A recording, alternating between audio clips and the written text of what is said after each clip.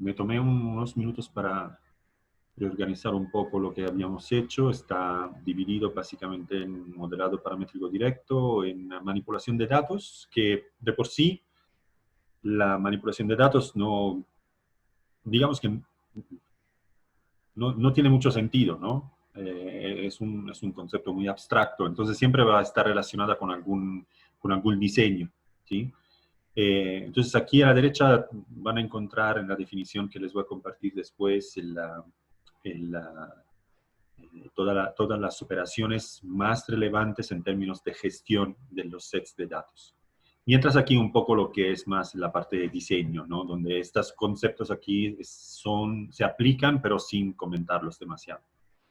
Y dejé un poco abierta la cuestión de los atractores porque tenemos que ver otras cosas con ellos. Pero normalmente hay quien trata los atractores por separado como un único, digamos, una única parte completa, cerrada. Pero a mí me gusta más ver los atractores en conjunto con el paneling, porque cuando unimos los dos aspectos, pues es cuando obtenemos efectos de diseño un poco más interesantes, ¿no? Y al final lo que queremos hacer con Grasshopper nosotros es diseñar, no programar. Así que creo que sea más relevante discutir estos aspectos, digamos, al mismo tiempo, al menos de una manera, digamos, en conjunto entre los dos. Pero vaya, entonces, paneling. La superficie la tenemos. Vamos a ver qué quiere decir trabajar con el aspecto paramétrico. Entonces, no consideramos cuál es ancho y altura de este cuadrado. Lo que queremos es tomar su dominio interno paramétrico, V, y dividirlo en partes, básicamente.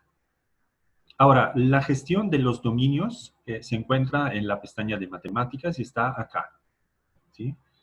Normalmente, ahora yo les voy a enseñar algunos comandos de estos, no, obviamente no todos, pero el principal, lo que voy a utilizar ahorita en este momento es construct domain squared. Squared quiere decir que el dominio que vamos a diseñar es bidimensional, ¿vale?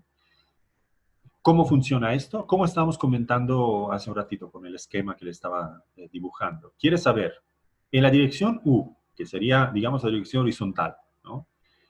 ¿De dónde a dónde queremos construir este dominio? Que será el área del corte que queremos realizar, ¿vale? Entonces yo voy a tomar aquí, no sé, un slider que va de 0.00 hasta, bueno, en realidad deberíamos nosotros conocer cuál es el dominio de esta superficie, ¿no? Si nosotros vamos en la pestaña Surface y en la parte de análisis, lo que vamos a encontrar es, por ejemplo, el comando dimensions, ¿sí? Esto nos dice que uDimension es 20 y bDimension es 20. Les hago observar que otra vez notamos cómo el ancho y la altura paramétricos son básicamente lo mismo que el tamaño de la superficie. Esto sucede solo y exclusivamente cuando la superficie es lineal. Si la superficie es lineal, entonces el dominio puede coincidir con el tamaño. Cuando la superficie no es lineal, o sea, es curva en general, entonces esta condición ya no existe. Entonces, digamos que tenemos 20-20. Si yo tomo un slider de 0.00 hasta 20, lo puedo utilizar para determinar, por ejemplo, un dominio que va de un valor a un valor en horizontal y de un valor a un valor en vertical, ¿sí? Esto es el dominio que yo quiero utilizar para realizar un corte dentro de esta superficie, ¿vale? Pueden ver cómo el 2D domain tiene U que va de 405 a 809 y B que va de 405 a 809 igual porque esos valores son iguales. Ahora, ¿cómo se opera el corte de una superficie? Se usa un comando que se llama isotrim, que tiene este icono acá. Él pide cuál es la superficie que quieres recortar, y en este caso es el plano, y cuál es el dominio que quieres utilizar. En este caso es este. Y aquí está nuestro corte. El corte obviamente es variable. Si yo considero un ancho más o menos, digamos, grande, entonces yo obtengo este corte variable. Miren cuál es el problema de trabajar con los aspectos paramétricos de las superficies. Es cierto que nosotros estamos utilizando un ancho que va de 0 a 20, ¿no? Pero vemos como si yo hago de 0 a 20, en realidad el tamaño de la superficie es 20-20, pero el dominio de la superficie no es de 0 a 20, 0 a 20, es x size de menos 10 a más 10, por lo que 0 quiere decir básicamente el eje vertical, u, y 0b quiere decir el eje horizontal, ¿vale? Entonces yo debería aquí poner un slider para la umin que va de menos 10 a más 10, y lo mismo para todos los demás. Si hago esto, menos 10.00 menor 10, y hago 3 copias de esto, ahora lo que puedo hacer es determinar que mi corte puede salir en cualquier lugar de la superficie y yo lo puedo, digamos, expandir en horizontal, tanto hacia la izquierda como hacia la derecha, y en vertical, desde abajo a abajo hasta el extremo superior, ¿sí? Entonces, finalmente, yo tengo la posibilidad de realizar un corte sobre la superficie de este cuadrado. ¿Cómo hago para panelizar toda la superficie? Pues, si yo empiezo el primer corte de menos 10, y lo hago llegar hasta un determinado valor, el siguiente dominio que debo construir empezará de este valor y de este valor, porque estos definen el límite horizontal y el límite vertical de este corte, y tendrá otra vez su ancho y otra vez su altura, ¿no? Entonces yo debería definir estos dominios uno a la vez con este componente acá, pero es un relajo, ¿no? No lo vamos a hacer. Lo que vamos a hacer normalmente es que si queremos panelizar una superficie entera, es más, esto lo voy a dejar aquí como un promemoria de lo que hicimos para realizar un solo corte, ¿vale? Entonces, esto lo dejamos como concepto general. Lo voy a dejar con un corte aquí intermedio, ¿vale? Entonces, control G, control E. De esto me interesa solamente mantener el plano, ¿sí? Entonces, este es el concepto general para recortar. Necesito la superficie a recortar, el dominio que me determina los límites del corte y el comando que corta, isotrim. Ahora, la superficie ya es un dominio bidimensional, ¿vale? Nosotros, en vez de diseñar un subdominio manualmente, lo que vamos a hacer es tomamos el dominio general de la superficie y lo partimos en partes tanto en horizontal como en vertical, ¿no? Entonces, esta cosa se llama divide domain square, o sea, dividir un dominio cuadrado o rectangular. El dominio que queremos dividir es la superficie misma, y uCount, bCount es la cantidad de segmentos en la dirección horizontal U y en la dirección vertical B. Si tenemos, por default, 10 por 10, aquí obtenemos 100 subdominios, automáticamente distribuidos a lo largo de esta superficie, tanto horizontal como verticalmente, ¿sí? Entonces, los dominios ya están aquí. Yo simplemente necesito un isotrim donde le digo, la superficie a recortar es este plano, y los dominios que quiero utilizar para realizar los cortes son estos acá. Finalmente, si yo apago la superficie inicial, lo que veo aquí son estas superficies que, pongan atención, son untrimmed surface, o sea, no son partes de la superficie original, son nuevas superficies completamente independientes y no recortadas. Esto es algo que es importante observar porque si nosotros tenemos una superficie plana en Rhino y después realizamos, por ejemplo, un corte con una curva cualquiera, ¿sí?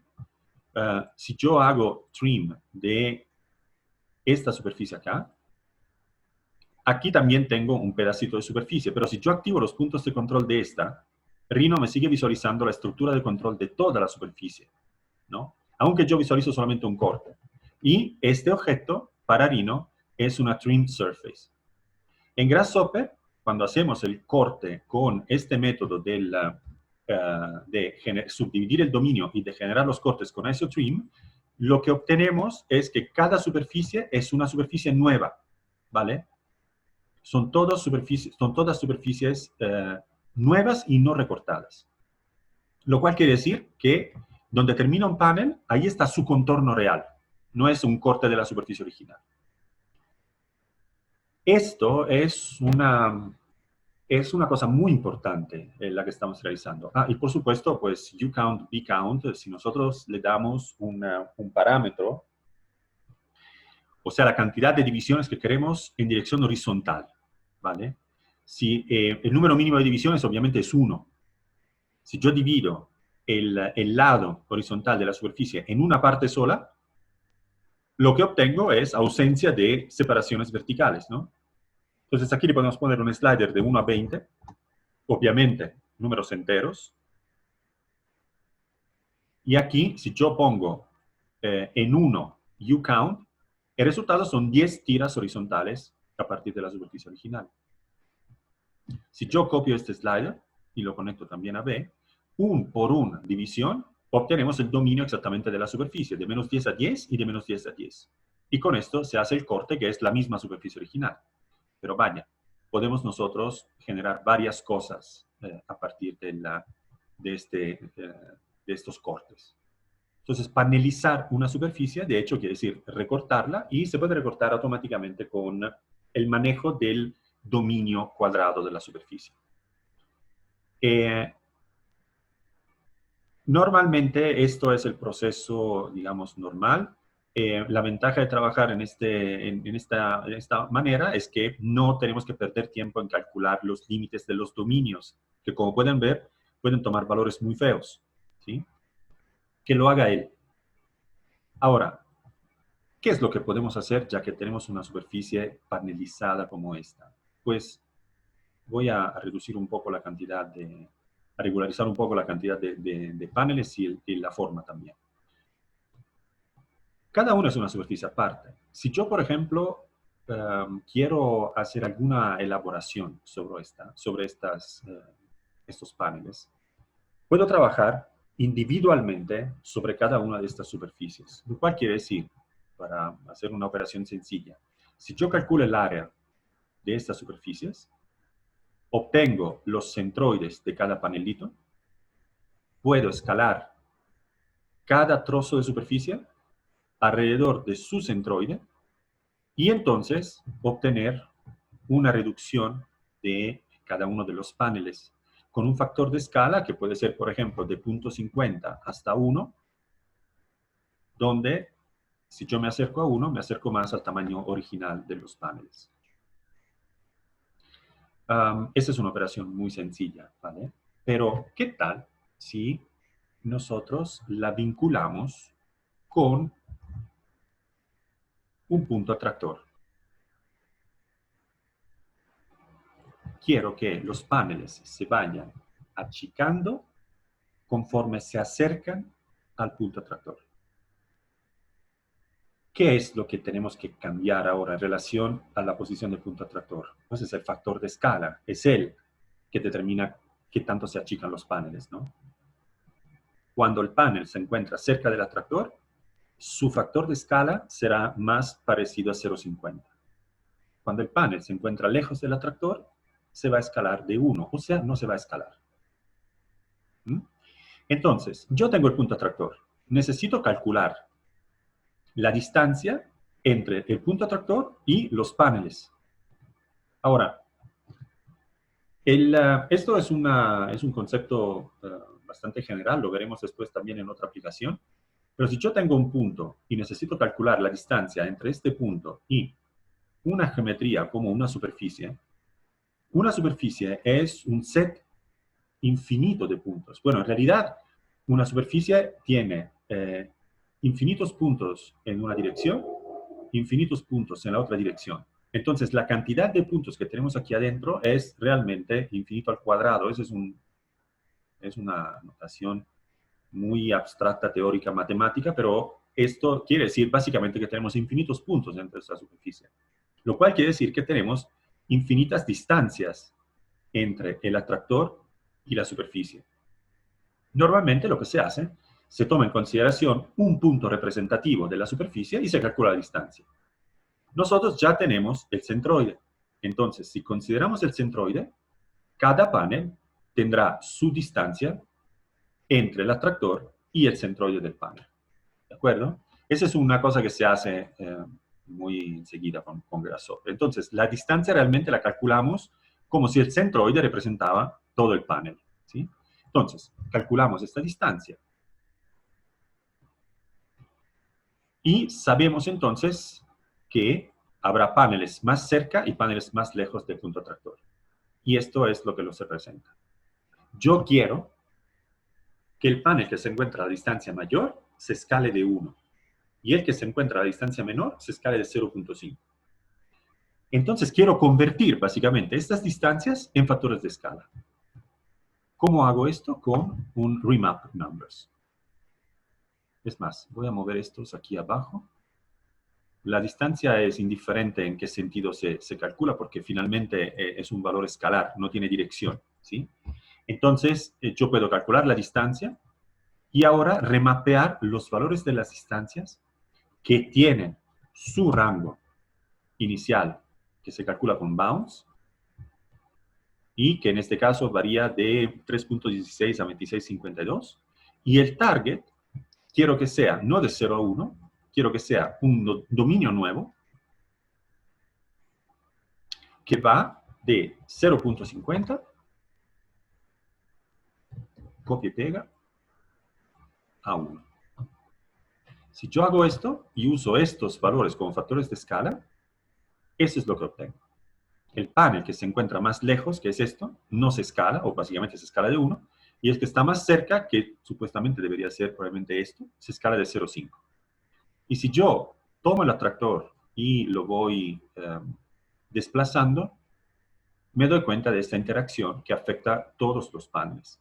Independientemente de la distancia, porque yo puedo tomar el atractor y moverlo donde sea, ¿no? Entonces estoy generando una variación adentro de la superficie, siempre en relación a la posición del atractor, siempre con los mismos factores de escala. No es que si yo lo alejo más, se achican más los paneles, porque el remap está utilizando esos extremos. Si yo quiero achicar más los paneles, tengo que bajar este factor de escala aquí.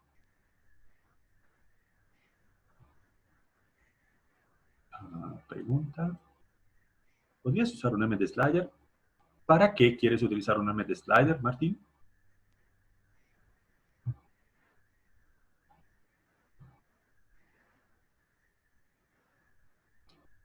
Para entender mayor cómo usar el MD Slider, sí, sí, si quieres podemos hacer una aplicación del MD Slider en este contexto.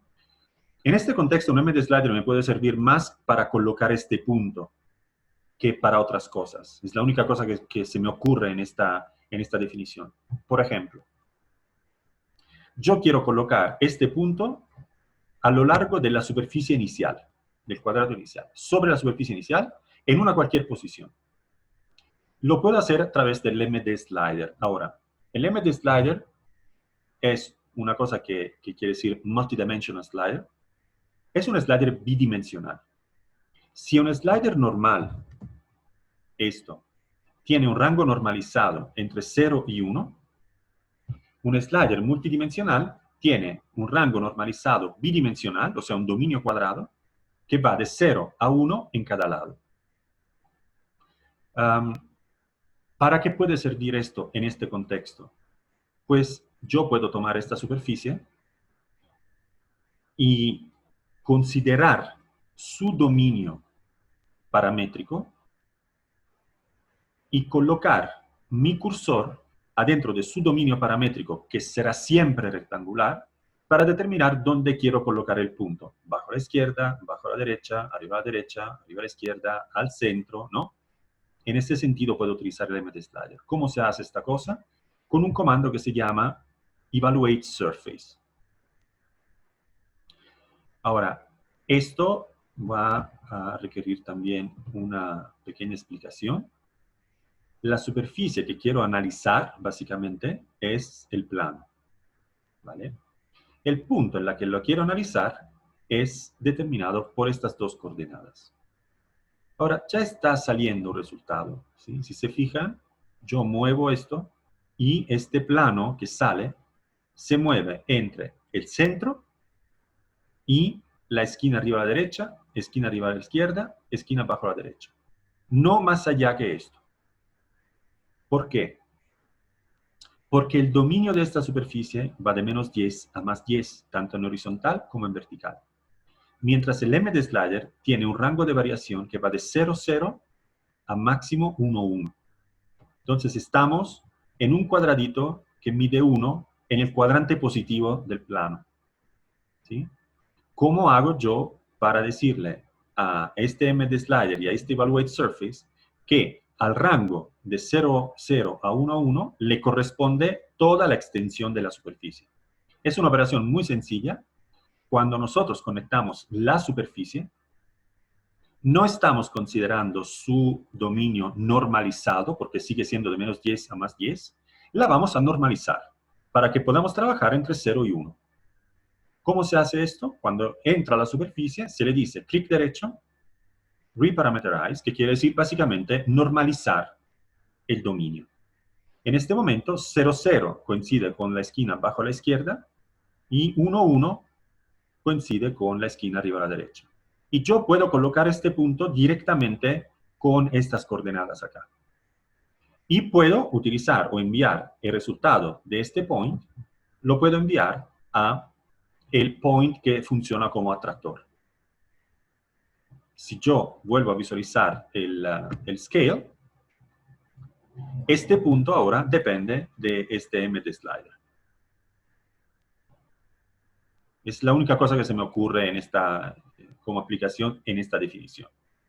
Pero eventualmente después lo volvemos a encontrar porque tenemos que hacer otras elaboraciones sobre la forma orgánica, el loft que acabamos de crear.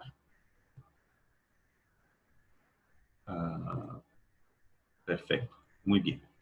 Ok, entonces, ahora independientemente de esto, que sirve para colocar este punto en este momento, finalmente obtenemos este paneling que funciona en conjunto con un principio, digamos, de atracción. Y ya que tenemos esto, les decía que pues es un poco más interesante ver el paneling en conjunto con atractores. ¿Sí? Así que son dos cosas que a mí me gusta ver juntas porque el potencial pues, es más interesante, ¿no? El alcance que tienen. Entonces, lo que vamos a hacer, vamos a introducir otro tipo de atractor. Ah, y por supuesto, es obvio que yo puedo trabajar con 2 atractores, con 3 atractores. Hay que repetir todas las consideraciones que hicimos con el punto o los puntos atractores aquí arriba. Esto puede ser un lindo ejercicio para ustedes para seguir practicando con esto, ¿sí? ¿Cómo podemos nosotros trabajar con más atractores? Que en este caso quiere decir simplemente, por ejemplo, tomar 2 M de slider y ver qué sucede cuando nosotros los hacemos trabajar en conjunto. Ven que uno está interactuando con el primer panel y el segundo con todos los demás, ¿sí? Entonces aquí tenemos un problema, ¿sí? Y cuando nosotros, por ejemplo, hacemos graft en esto, tenemos este resultado. Cada uno trabaja de una forma independiente. Entonces tenemos ahora doble problema. ¿Cómo se resuelve esto? Esto sería un ejercicio muy interesante. Yo lo voy a dejar, digamos, en una versión sencilla. Ustedes pueden, como para practicar, pueden intentar hacer este mismo mecanismo, digamos, con más atractores, ¿sí? Pero no, lo que vamos a hacer ahorita nosotros es cambiar completamente tipo de atractor, ¿sí? O sea, vamos a mantener esta definición, pero en vez de trabajar con el punto atractor, vamos a trabajar con un objeto diferente. Entonces, esto yo lo dejo, control G, control E, como un primer ejemplo de paneling más atractores. Y voy a tomar todo este grupo, lo copio y lo pego, y lo muevo para acá, porque lo quiero utilizar como concepto para los atractores. Y eliminamos el grupo. Ahora, vuelvo a aprender todo. No quiero trabajar con el punto atractor. Entonces, se va todo esto. Lo que quiero es, en vez, trabajar con una curva atractor. Necesito una NURBS curve con vértices Y esta vez lo que voy a hacer, voy a tomar una curva que, por ejemplo, pasa a través de esta superficie. Así. Y lo que quiero es que los paneles se achican conforme se acercan a esta curva tractor.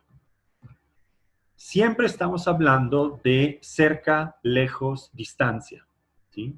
Entonces el chiste, otra vez, será calcular la distancia entre cada panel, que son estos, y la curva tractor. O sea, calcular la distancia entre los puntos centrales de cada panel y la curva tractor. Así como la distancia entre un punto y una superficie se considera a partir de un punto y un punto de la superficie, la distancia entre un punto y una curva básicamente se va a aproximar a la distancia entre un punto y un punto de la curva particular. Este punto particular de la curva se considera como el punto que produce la distancia mínima entre el punto y la curva. O sea, si yo tomo, por ejemplo, en consideración este punto acá y quiero calcular su distancia respecto a esta trayectoria, ¿sí? Se considera como distancia entre este punto y la curva la distancia mínima posible. Entonces, no es esta, porque esta distancia es más pequeña, esta es más pequeña. ¿Cuál es la mínima? La mínima se obtiene proyectando el punto perpendicularmente sobre la línea. Esta distancia, que es la distancia mínima entre punto y línea, se toma como distancia entre los dos.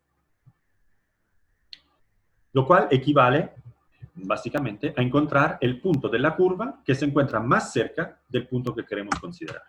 ¿Vale? En inglés, esta cosa se llama curve closest point, punto de la curva más cerca. Lo utilizamos en vez que la distancia, porque la distancia funciona solamente entre punto y punto. No puede considerar una curva. ¿Sí? Entonces, ¿cuáles son los puntos que queremos proyectar sobre la curva? Son los centroides. ¿Cuál es la curva? Es esta. Aquí vemos todas las proyecciones de nuestros puntos, o sea, de los paneles básicamente, sobre la curva tractora. Y este comando proporciona directamente las distancias. Ya estamos, porque todo lo demás está basado en la distancia, así que yo tomo los valores de la distancia y los remapeo a partir del bounce que tiene. Eso es todo. Cuando queremos trabajar con una curva tractora, lo único que hay que hacer es sustituir el cálculo de la distancia de distance a curve closest point. Todo lo demás es idéntico. Y vemos, como si apagamos todo, vemos que ahora los paneles se achican conforme se acercan a la tractora. Eso se ve todavía mejor cuando los paneles son más. Porque vemos que los paneles más pequeños están alrededor de esta línea. Si yo tomo los vértices de la curva y los cambio, entonces obtengo una variación siempre vinculada con la trayectoria de la línea. ¿Vale? Ojo, NURBS curve, pero curve closest point funciona con cualquier curva, ¿vale? Yo puedo, por ejemplo, no sé, voy a crear un switch, ¿vale? Para tener más opciones de diseño a partir de esta superficie cuadrada. Una opción será esta curva NURBS, ¿vale? Otra opción que quiero poder considerar, por ejemplo, es un lado del cuadrado mismo. O sea, quiero que un lado se convierta en una curva tractora, por lo que quiero que los paneles sean más chicos hacia la izquierda y se vayan agrandando conforme vamos hacia la derecha, ¿sí? Entonces, tengo la superficie acá, necesito la arista izquierda, voy a tomar un VREP wireframe, agarro la superficie plana, la conecto a VREP y esto me proporciona las aristas de la superficie. Se trata de 4 aristas sueltas, son 4 líneas independientes, ¿vale? Yo quiero utilizar una sola de ellas. Tengo una lista de 4 objetos, necesito uno solo de ellos, uso el comando list_item, o sea, elemento de una lista, y le digo, esta es la lista de objetos, dame el objeto que corresponde a este índice. Si tomamos un panel, Aquí tenemos las 4 aristas. La primera tiene índice 0, index vale 0. Esto me está proporcionando la primera arista de la superficie. Para obtener las demás, puedo o cambiar el índice, y entonces si se vuelve 1, 2 o 3, obtendré la segunda, la tercera o la cuarta arista. O me puedo acercar al list item, ese es un componente dinámico, aparecen estos más, el item corresponde al índice 0, después está el más 1, corresponde al siguiente item de la lista, o sea, el que corresponde al índice 1, que sería esto, el más 2 al tercero de la lista y el más 4 al cuarto de la lista. Ya. Aquí tengo las 4 posibles aristas de mi superficie. ¿Vale? ¿Cuál quiero utilizar para la atracción? La que quiero utilizar la tengo que conectar a curve. Si yo utilizo la inferior, así cambia la atracción, de abajo para arriba. Si utilizo la derecha, será derecha-izquierda. Superior, izquierda. Tengo la posibilidad de elegir entre curva orgánica y una de las aristas. ¿Vale? ¿Cómo hago para hacer, por ejemplo, que este control sea menos, digamos, obvio, como arrastrar un cable, ¿no? Y en vez, ¿cómo hago para generar, por ejemplo, un selector de input para la curva? Creo un switch. O sea, voy a crear básicamente un componente, un grupo de selección de datos. Entonces, primero quiero seleccionar con cuál arista quiero trabajar. Acuérdense, inferior, derecha, superior, izquierda. ¿Sí? Entonces, lo que voy a hacer es diseñar o crear un switch, una especie de selector. Vamos en el grupo set, perdón, en la pestaña set. Aquí adentro encontramos un comando. Bueno, hay varias posibilidades para realizar esto. En realidad, la que yo necesito en este momento es un stream filter. ¿Sí? Stream filter, ¿qué es? Básicamente esto es una conexión, digamos, de varios flujos, stream 0, stream 1, y puedo agregar más, ¿vale? Digamos que yo quiero seleccionar entre las 4 aristas. Entonces necesitaremos nosotros 4 stream, ¿vale? Cada uno será una arista. ¿Ok? En este momento, este componente me está dando la arista inferior. ¿Por qué? Porque gate vale 0. Si yo a gate le doy el valor 1, obviamente me filtra el stream, el flujo 1. Entonces obtendré yo la arista derecha. ¿Qué hago entonces? A gate le tengo que dar un valor numérico entre 0 y 3. Yo podría poner aquí un slider 0 menor 3, ¿vale? Y entonces, conectando esto acá, decido cuál arista pasa a través de este filtro. ¿De acuerdo? Pero puedo hacer otra cosa. Para ser menos obvio, puedo tomar una cosa que se llama value list. ¿Sí? A este value list, lo que le voy a hacer, le voy a dar doble clic sobre el valor 1 y le voy a decir, cuando yo selecciono inferior, esto valdrá 0. Cuando selecciono derecha, esto vale 1. Cuando selecciono superior, esto valdrá 2. Y cuando selecciono izquierda, esto valdrá 3. Entonces, yo este value list lo puedo nombrar como arista y decidir si es inferior derecha, superior izquierda. Cuando yo conecto esto acá, no pasa inf, pasa 0. Entonces yo decido inferior y veo esta, ¿no? Y automáticamente sé que superior será esta otra. Ya no me importa cuál es el número, ¿vale? Yo leo la arista que quiero. ¿De acuerdo? Esto es muy interesante como solución para generar o para filtrar entre varios flujos de datos que llegan el que me interesa. Hago esto a nivel de aristas para seleccionar cuál arista quiero utilizar para la atracción, ¿vale? Y puedo hacer también otro stream filter, donde la primera opción es la curva orgánica, la segunda opción será la arista de la superficie. Entonces, en este caso, mi value list será curva, y aquí le ponemos orgánica, valor 0. Y directamente arista, valor 1.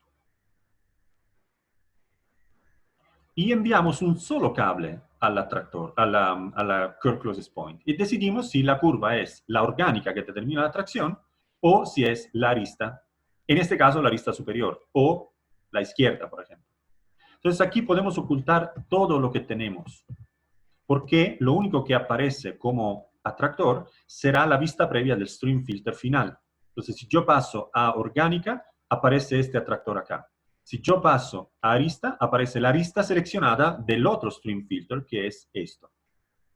¿Vale? Esto me permite organizar mucho mejor los datos que están efectivamente determinando el resultado del diseño. ¿Preguntas? Dime, Martín. Es buena pregunta. Y si quisiera usar la orgánica y la lista, ¿puedo usar esas dos en un merge y después hacer el graft? O sea, tú quieres utilizar ambas como atractores. Exacto. Sí, lo importante es que aquí le tienen que llegar dos curvas y tienen que llegar por separado con un graft. Sí, correcto. Ok, gracias. Sí, sí. Puedes hacer un merge si quieres, o en este caso directamente, si quieres trabajar con las dos, pues te conviene conectar directamente esto y la arista que sale de acá con un shift, y aquí le pones el graft que necesitas. Absolutamente. Perfecto. Sí. En este caso no haría todo este show del segundo stream filter, porque si quieres utilizar ambas, pues no te sirve filtrar, ¿vale? Pero vaya, esto es una manera, digamos, un poquitito más elegante para organizar los datos en una definición. Lo voy a volver un poquitito más regular. No me gustan mucho los cables que se van empalmando o cruzando. Entonces, esto, por ejemplo, es un método basado siempre en atractores, pero basado en curva atractor. Y otra cosa, el diseño, pues en este caso la curva orgánica es un diseño, digamos, más libre como aspecto. La curva de la arista es una línea muy rígida, ¿no?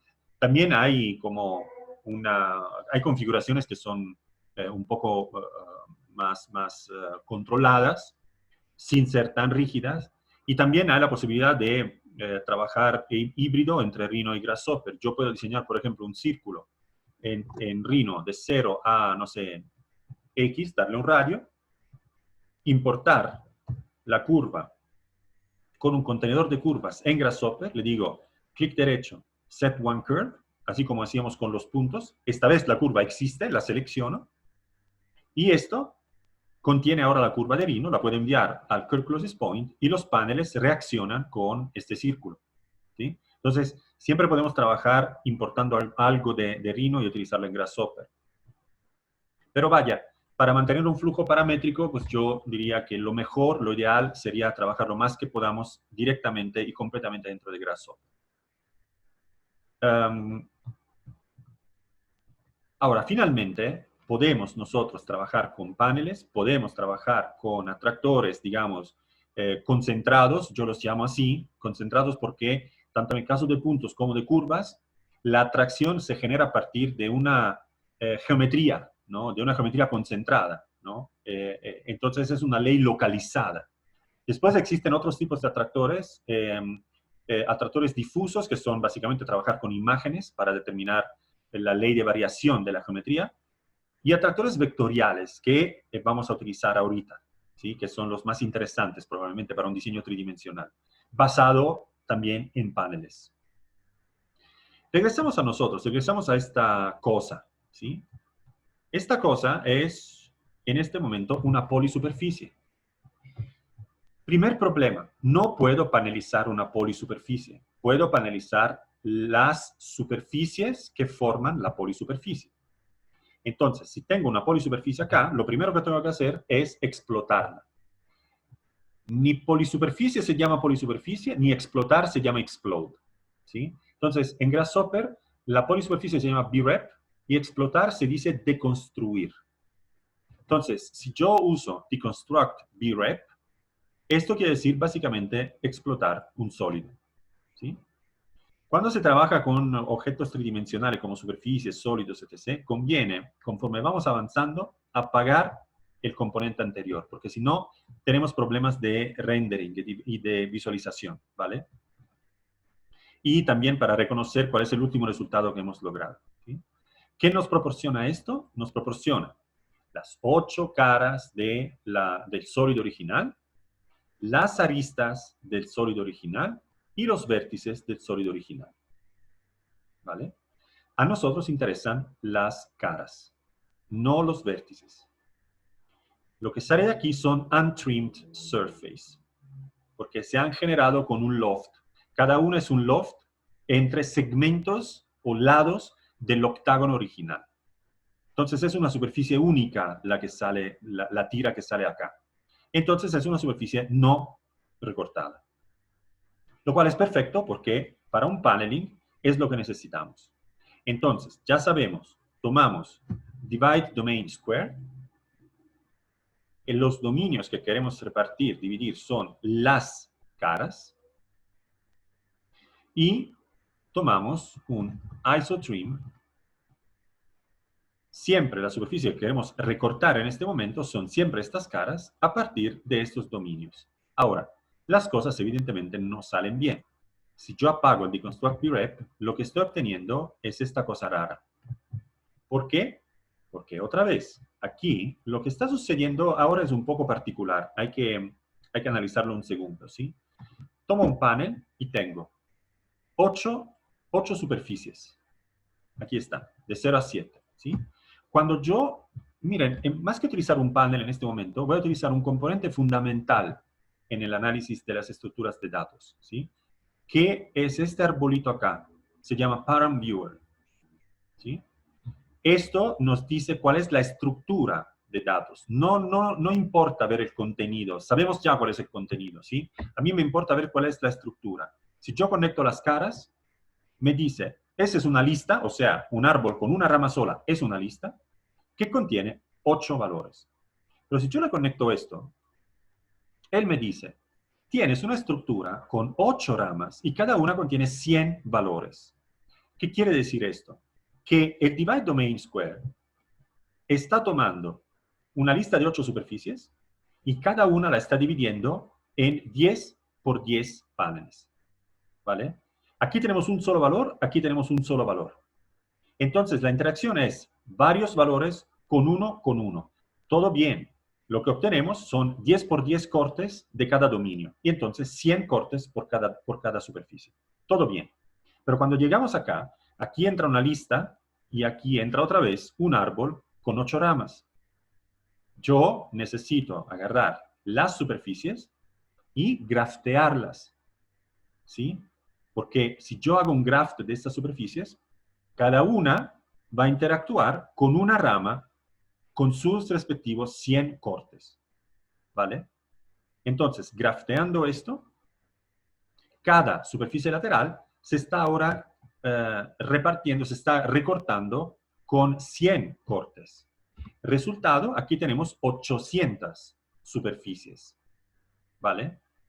Todo depende de cuántos cortes programamos acá. Si yo pongo aquí un slider, como siempre, de 1 hasta, digamos, 20, y lo conecto a la U, esto afecta la dirección longitudinal, porque acuérdense que la U no es la dirección horizontal, es la dirección longitudinal de las superficies, ¿vale? La B es la dirección transversal, no la vertical. Entonces, como estos son loft, la longitudinal es en el sentido de la transición, mientras la transversal obviamente es la dirección opuesta, ¿sí? Entonces, con U afectamos la cantidad de cortes longitudinales. Lo podemos observar en wireframe. Vemos cómo aumentan o disminuyen la cantidad de cortes transversales. Mientras con B afectamos los cortes en dirección, digamos, transversal, ¿sí? Y entonces finalmente obtenemos nosotros un paneling de esta superficie un poquitito más, digamos, interesante, porque tenemos una serie de divisiones. Esto se puede utilizar, por ejemplo, con una forma más regular, de una torre, por ejemplo, se puede utilizar para realizar directamente los vidrios, las ventanas, los paneles, ¿sí? Como de una fachada continua, ¿no? Pero vaya, en este caso estamos trabajando con una forma completamente orgánica. Ahora, lo que vamos a hacer ahora es, digamos, una de las elaboraciones digamos que yo siempre les he dicho que son muy llamativas en términos de aspecto, pero vaya, en términos, digamos, reales, son puro diseño, ¿no? Pura estética. Pero es muy importante hacer este tipo de trabajo para entender algunas dinámicas del funcionamiento de los datos que estamos realizando acá. En este caso, los datos que queremos, digamos, trabajar son los paneles, ¿sí? El dato puede ser cualquiera. En este caso se trata de superficies. No me interesa ya trabajar con esta organización de superficies. En este caso, por ejemplo, yo tengo 8 grupos de 60 paneles, porque los paneles están agrupados por cara del loft, ¿sí? Pero vaya, esto es relativamente interesante en este momento. Por ende, yo le voy a poner un flatten para tener un único grupo de 480 superficies no recortadas. ¿Qué voy a hacer con estas? Voy a hacer alguna elaboración simplemente gráfica, ¿sí? Pero para jugar un poco con ellas. Entonces, voy a hacer una operación que ya acabamos de ver, que es, por ejemplo, la de Evaluate Surface. Agarro estas superficies y las voy a evaluar en un punto MDSlider. Quiero, básicamente, hacer un análisis de estas superficies adentro de su desarrollo plano, de su desarrollo 3D. Pero eso es lo que sucede. Se está generando una distribución completamente rara de los puntos. Las superficies se encuentran ahí y los puntos de evaluación y todos los detalles se encuentran en otro lugar del cosmos. ¿Por qué esto? Porque acuérdense que Evaluate Surface siempre, siempre conviene hacerlo con la superficie normalizada. Nunca se les olvide reparametrizar la superficie. Y ahora vemos que todos están jugando ahí alrededor del objeto. Selecciono nuevamente los paneles, botón central, zoom a los objetos seleccionados. Aquí estamos. Estoy obteniendo en este momento los puntos centrales o los centroides de estas superficies. Porque el parámetro vale 0,505 y las superficies han sido reparametrizadas, normalizadas, con ancho y altura de 1 por 1. Entonces ese es el punto medio. Obvio que si yo, por ejemplo, agarro este MDSlider y lo muevo, todos los puntos se desplazan de esquina abajo a la izquierda de la superficie hasta esquina arriba a la derecha de las superficies. Ahora, no me interesa mucho el punto en este momento. El punto lo utilizamos para calcular distancias. Vaya, en este caso no es muy importante. Lo que me interesa son otros aspectos del análisis de esta superficie. En particular, lo que me interesa es la normal y el frame. Son dos caras de la misma moneda, estos dos. De hecho, cuando nosotros hacemos un MDSlider y un Evaluate Surface, vemos que aparece sobre la superficie, aparecen planos. ¿Sí? Aparecen planos que tienen entonces una orientación X, Y, Z. En realidad, no son planos X, Y, Z, son planos U, V, W. U, dirección longitudinal de los paneles, V, dirección transversal de los paneles, W es la dirección normal a los paneles, normal positiva. Ahí están los ejecitos azules, ¿vale? ¿Por qué esto es interesante? Pues porque yo puedo hacer ahora un montón de operaciones, ya conociendo estos detalles que dependen de la orientación de la superficie. Por ejemplo, frame. El frame es un plano tangente a los paneles colocado en el punto central de los paneles. Si yo diseño un círculo, para decir una tontería, cuyo frame cuyo plano, perdón, es el frame, yo diseño círculos alineados sobre las caras de este objeto. O sea, estos círculos están perfectamente alineados con la orientación de las caras de los paneles del loft. ¿De acuerdo? Entonces, tengo un frame que me da la orientación de la superficie en estos puntos. Y lo puedo utilizar para hacer algunas cosas. La otra cosa que puedo hacer, lo voy a dejar aquí como memoria, ¿eh? La otra cosa que todavía es todavía más importante es el normal. El normal es la dirección perpendicular a la superficie en el punto de evaluación que estamos considerando. En este caso, el punto central.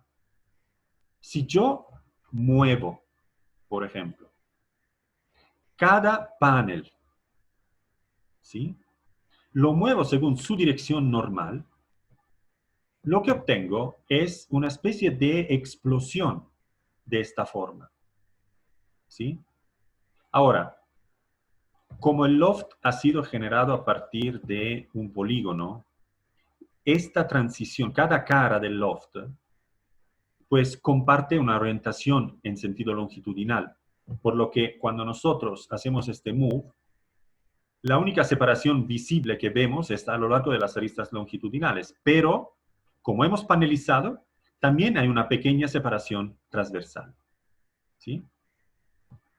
¿Qué más podemos hacer? Pues el normal es un vector perpendicular a las superficies. Si nosotros vamos a analizar, por ejemplo, vector length de estos vectores normales, vemos que todos miden 1. Otra vez, Grasshopper trabajando de una manera normalizada. No tiene ninguna razón para darle una longitud diferente a estos vectores. Para tomar la dirección, la toma, pero le da un módulo de 1, ¿vale?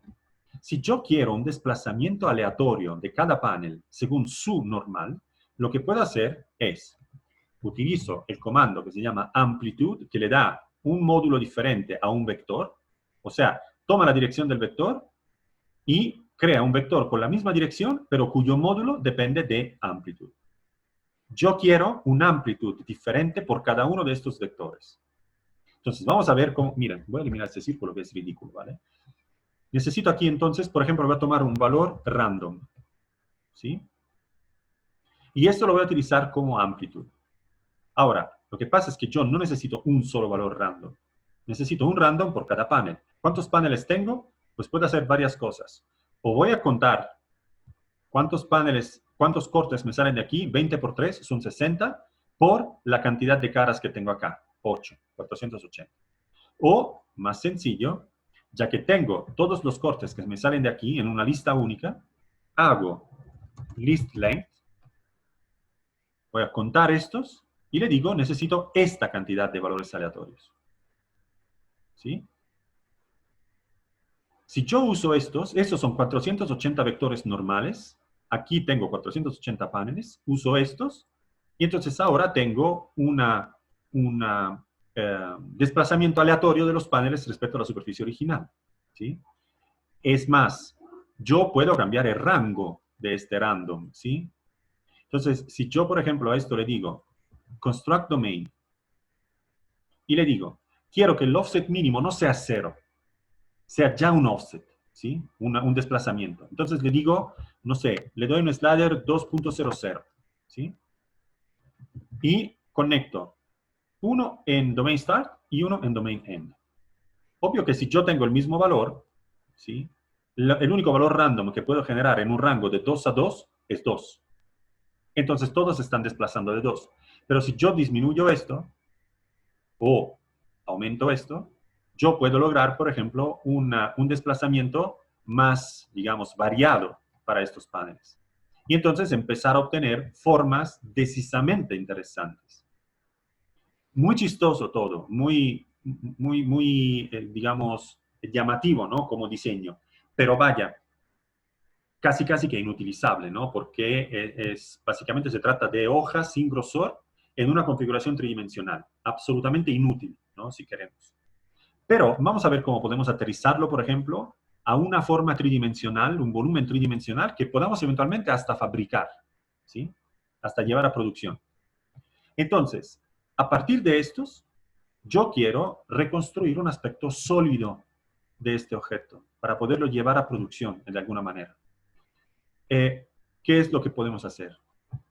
Pues nosotros seguimos teniendo los paneles originales que están en la parte central, ¿no? ¿Qué tal si, por ejemplo, hacemos esto? Estos son los paneles desplazados hacia afuera, ¿sí? Yo puedo hacer, calculo el área. Ahora, si yo calculo el área de estos, obtengo unos puntos centroides de los paneles exteriores, ¿vale? Calculo esta área, hago un scale, esto es algo que ya hicimos, ¿no? En pasado, y escalo alrededor del punto central de cada panel.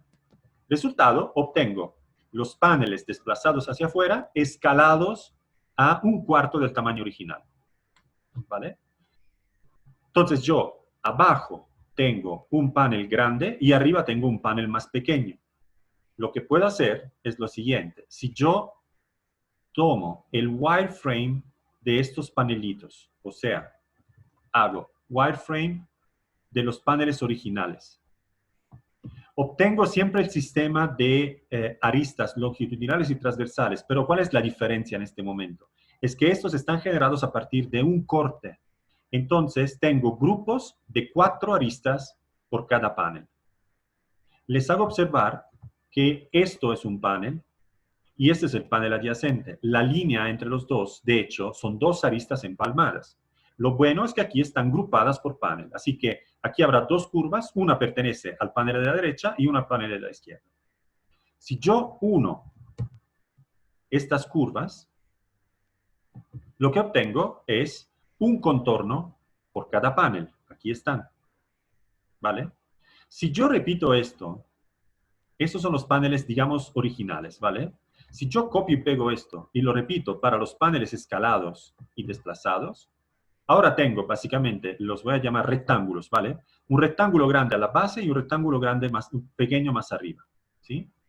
Son 2 curvas cerradas, ¿vale? Y, digamos, consecutivas. Las puedo utilizar para hacer un loft, ¿vale? Entonces, ¿qué voy a hacer? Voy a tomar el comando loft y le digo, loftéame estas curvas acá. Y no sucede nada por una razón en este momento. Aquí están llegando 480 curvas, pero cada una en un grupo separado. Entonces, imagínense, yo soy el loft, ¿no? Me llega esta estructura de curvas y digo, vamos a ver, grupo 000, qué bueno, primera curva. Y después me miro alrededor, ¿no? Como el meme de John Travolta, ¿no? ¿Dónde está la segunda línea que necesito para hacer el loft? No la veo, porque el loft puede ver solamente adentro del grupo 000. Y entonces no hace ningún loft con la primera línea. Pasa al segundo grupo, donde encuentra otra vez una curva suelta y no puede realizar nada. Y así hasta el grupo número 480. Pero si yo ahora conecto con Shift esto, este loft está recibiendo teóricamente 2 curvas, porque debería recibir la curva de abajo y, de una manera correspondiente, la curva superior. Entonces debería al menos diseñar estas superficies como pirámides truncadas, ¿no? ¿Por qué no lo hace? Porque aquí yo tengo 480 curvas abajo y 480 curvas arriba. No lo hace por una razón. Tomamos Param Viewer. Manipulación de datos, otra vez. Entonces, primer árbol, un dato por cada rama. Segundo árbol, un dato por cada rama, pero la estructura del árbol es diferente. Miren cómo varían los índices. El primer árbol tiene 3 índices, cambia solamente el segundo. El segundo árbol tiene 4 índices y cambia solamente el tercero. Entonces, cuando las curvas llegan aquí adentro, si lo quieren ver, yo tomo un contenedor de curvas y le mando esta primero y esta segundo. Si vamos a ver lo que tenemos aquí adentro, tenemos esto.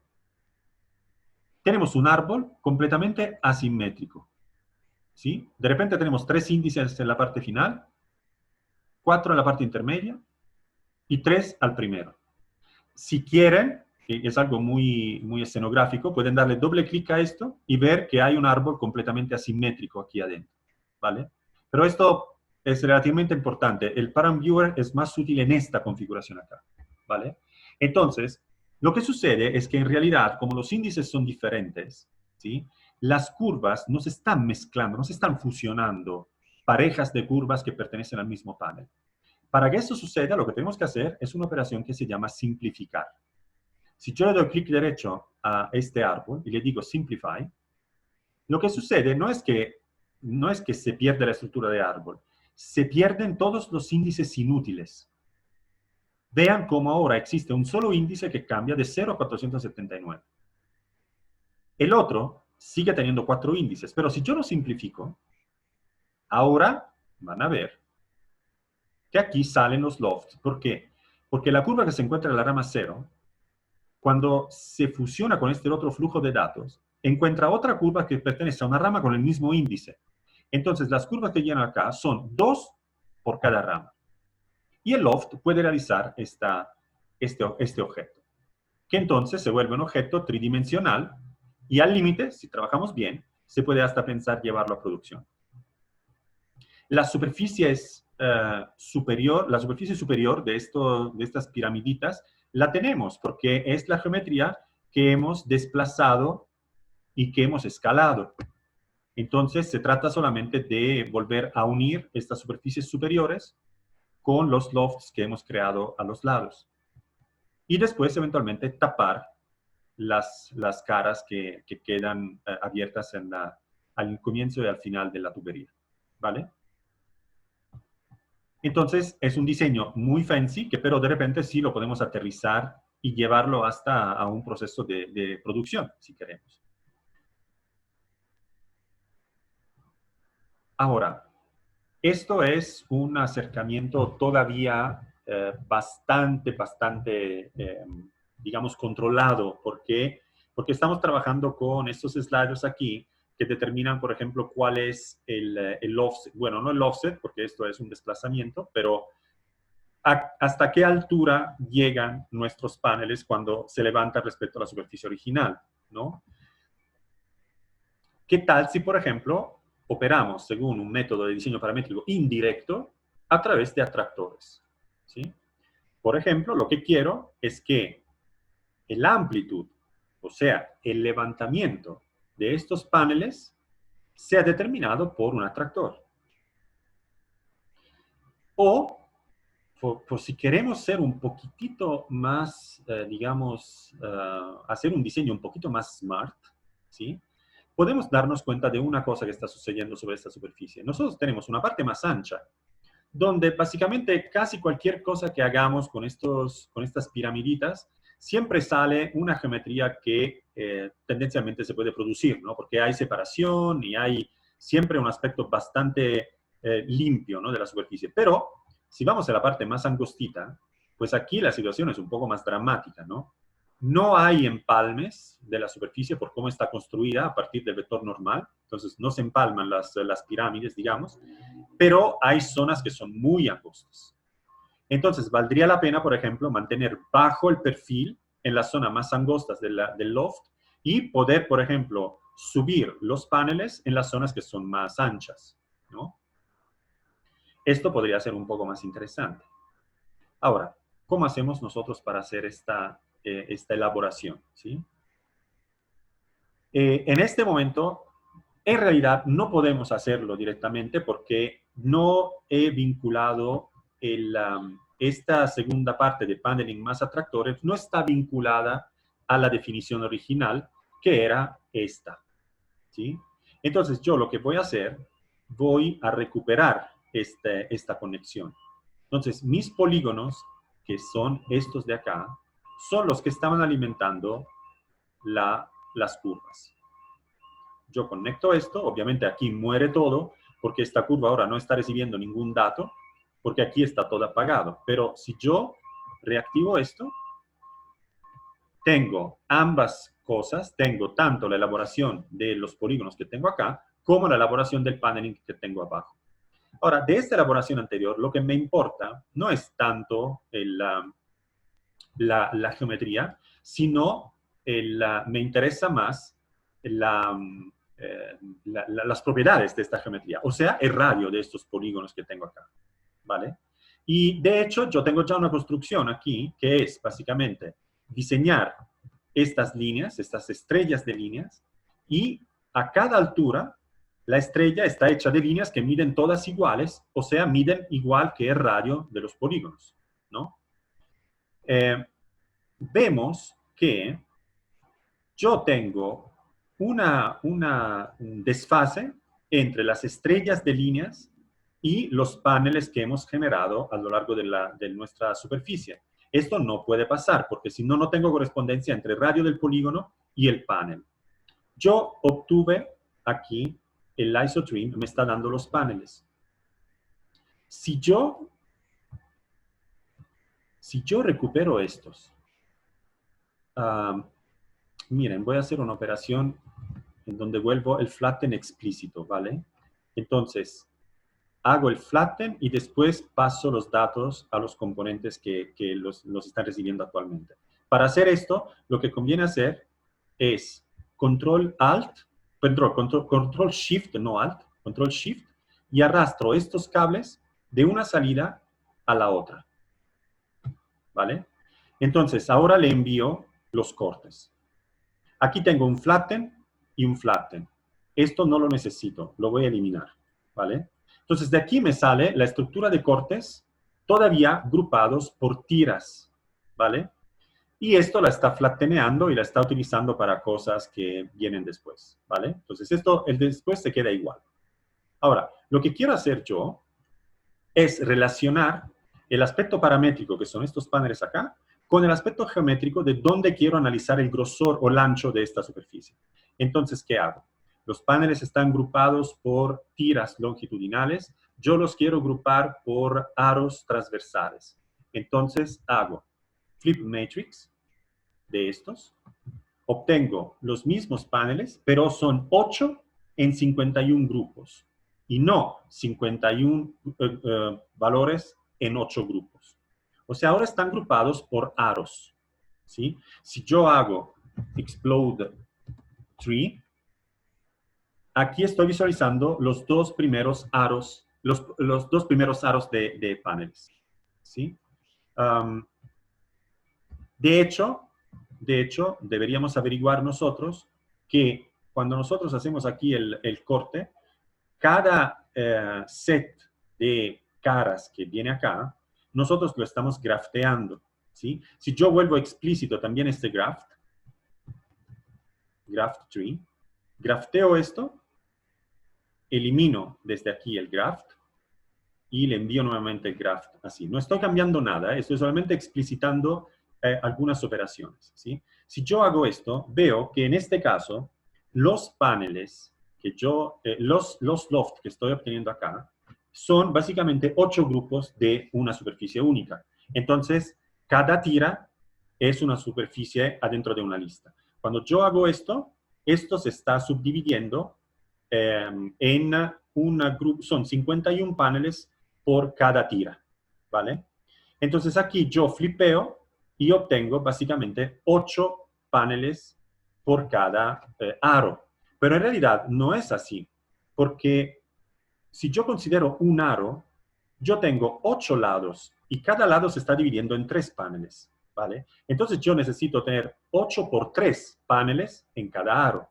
Esto me daría un aro de paneles, ¿vale? Mientras acá yo estoy obteniendo solamente 8 paneles por cada aro. Entonces esta cosa no está bien. Lo que tengo que hacer yo entonces es, si yo, como acabamos de hacer, hago una explode tree y voy a ver la primera rama, me doy cuenta de que yo obtengo uno de cada 3 paneles. Si yo tomo la segunda rama, obtengo el segundo de cada 3, y si tomo la tercera, obtengo finalmente los 3 paneles de cada corte que estoy obteniendo a esta altura, ¿sí? Entonces, para yo poder obtener un aro, necesito tomar bloques de 3 ramas de este árbol, ¿sí? Entonces, lo que voy a hacer yo es lo siguiente. Hago el flip matrix. Hago un flatten, ¿sí? En este flatten, yo tengo aquí 408 superficies, ¿sí?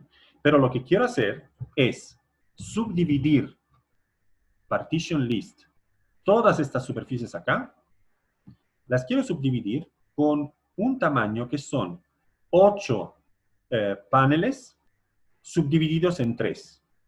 Esta cosa acá, este size, es una multiplicación que depende de la cantidad de lados del polígono inicial. Esto es para mantener un flujo paramétrico, para que no se rompa nunca. La cantidad de lados multiplicados por la cantidad de divisiones que tengo transversales. Si yo hago esto, divido en 24 partes, aquí tengo 16 ramas, 17 ramas, cada una con 24 superficies. Casualmente tengo 17 particiones longitudinales, ¿no? Entonces, si yo voy a ver ahora esta, déjenme mover todo hacia la derecha. Si yo voy a ver ahora esta estructura de datos, si yo hago un explode tree y tomo solamente la primera rama, veo que aparece exactamente el primer aro de superficies. ¿Sí? Esto es el resultado. Si tomo la segunda, tengo el segundo aro, etc., etc. Entonces, ahora tengo, básicamente, en vez de utilizar los frames que siguen siendo datos, digamos, geométricos, estos que están acá, ¿no? Los voy a dejar aquí cerca para que se entienda la diferencia. Ahora tengo unos grupos diferentes, una manera diferente de grupar los paneles por aros. Entonces ya no necesito una referencia a lo largo de la trayectoria de la superficie, porque tengo los aros, ¿vale? Entonces, ¿qué hago? Al interno de cada aro de paneles, que son superficies sueltas, yo voy a hacer, calculo el área. Estos centroides están agrupados por aros, ¿sí? Después hago un promedio, average, de estos centroides.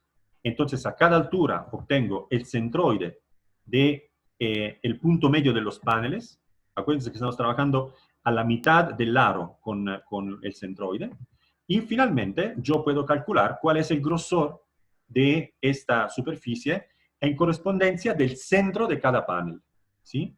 Entonces, yo puedo utilizar, por ejemplo, estos son un punto por cada aro, estos son todos los puntos de cada aro. Yo puedo calcular la distancia entre estos puntos acá y este punto de acá.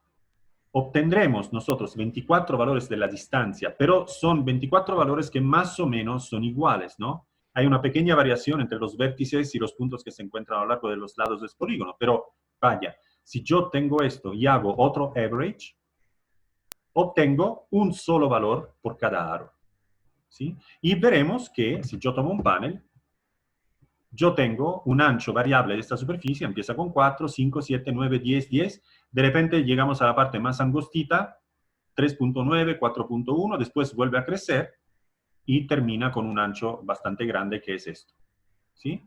Entonces, finalmente tenemos los valores del ancho. Estos valores son los que queremos utilizar para determinar qué amplitud, o sea, el levantamiento de los paneles. Donde la superficie tiene un ancho más pequeño, amplitud será más bajo. Entonces, si nosotros tomamos estos valores aquí, que son los valores que queremos utilizar como amplitud necesita una serie, es una lista de 408 valores. Nosotros tenemos aquí solamente 17, pero tenemos 17 porque estamos considerando un valor por cada aro. En realidad, en cada aro nosotros seguimos teniendo 24 paneles, que son estos acá. Entonces, lo que necesitamos hacer es tomar esta media aritmética, este promedio aritmético, y cada valor multiplicarlo por este resultado de esta operación, 24. Entonces, vamos a hacer esta pequeña operación. Vamos a tomar un componente que aquí, por ejemplo, para generar esta repetición se pueden utilizar varios componentes de set, ¿vale? Uno podría ser, por ejemplo, un comando que se llama, en sequence se llama repeat data, ¿sí? Esto podría ser una opción. La otra podría ser, por ejemplo, stack data. O sea, si yo, por ejemplo, le digo, la data que quiero repetir es A, B, C, D, y stack vale 1, 2, 3, 4. Resultado tengo una A, 2B, 3C, 4D. Yo lo que quiero es, esta es la data que quiero repetir, pero el valor por cada data es 24, siempre. Si yo aquí le pongo el número 24, aquí obtenemos 24 repeticiones del primer valor, 24 repeticiones del segundo, bla, bla, bla. Esto no puede ser un panel, dependerá exactamente de la cantidad de lados del polígono multiplicado por la cantidad de paneles por cada tira. Entonces, será esto. Y aquí tenemos nosotros nuestros 408 valores que corresponden al promedio a cada altura de la superficie. Si todo está bien, en el momento en que nosotros sustituimos esta parte random con esta data acá y la conectamos a Amplitude, vamos a ver qué sucede con estos paneles. Estos paneles se alejan más en la parte gorda, digamos, del loft y menos en la parte angostita. Todavía, nosotros acuérdense que estamos trabajando con desplazamiento entre 0,76 y 4,84, ¿sí? Nosotros podemos tomar estos valores aquí y remapearlo entre el bounce, o sea, el rango actual que tiene, y el dominio target. El dominio target ya lo tenemos, porque era esto. Eso es lo que estaba determinando el rango de variación de la amplitud, ¿no? Lo utilizamos para este target, y esto lo enviamos a la amplitud. Y así tenemos que la parte más angostita se está levantando menos, y la parte más ancha se levanta más. Ahora, ¿el problema cuál es? Otra vez, manipulación de datos. ¿Por qué? ¿Cómo están agrupados los paneles que estamos levantando? Los paneles que estamos levantando son los que salen del isotrim. Son 8 tiras de 51 paneles. O sea, están agrupados longitudinalmente. Después los flateneamos, los evaluamos, tomamos la normal y los movemos. Pero los factores de desplazamiento, o sea, el amplitud, está agrupado a partir del flip matrix. O sea, mientras para los objetos que queremos mover estamos considerando paneles orientados o ordenados en esta dirección, nuestros amplitud, o sea, los factores de desplazamiento, están determinados a partir de esta configuración. Es por eso que se están levantando de 3 en 3, vemos grupitos de paneles y faltan otros, ¿sí? Entonces, lo único que tenemos que hacer acá es sustituir o hacer que este flip matrix alimente también el flatten tree. Entonces, aquí nosotros estamos trabajando con un flatten para determinar, digamos, el amplitud, y otro flatten acá, siempre a partir del mismo flip matrix, está determinando todo lo demás, la variación, y bla, bla, bla. Entonces, ahora vemos que nuestros paneles efectivamente se están portando bien. ¿De acuerdo? Entonces, levantamiento mayor en las zonas más anchas y levantamiento menor en las zonas más angostitas, como esta y como esta. Si vamos a ver el resultado final de esta operación, que no es esto, no eran los paneles, digamos, desplazados, eran los lofts. Entonces, si revisualizamos esto, deberíamos observar que la zona, digamos, más angosta tiene un loft más bajo, digamos, ¿no? Y si recuperamos también la superficie escalada, tenemos también las tapitas de arriba. Y esto permite, por ejemplo, un manejo de la geometría en fase de producción un poco más cuidado y más fácil de realizar. ¿Cuál es el chiste? Cada vez que en Grasshopper nosotros pensamos en algo, en el sentido de, en este caso, lo único que hicimos fue simplificar el proceso de producción, regularizando las alturas de los loft, de estas pequeñas extrusiones, digamos.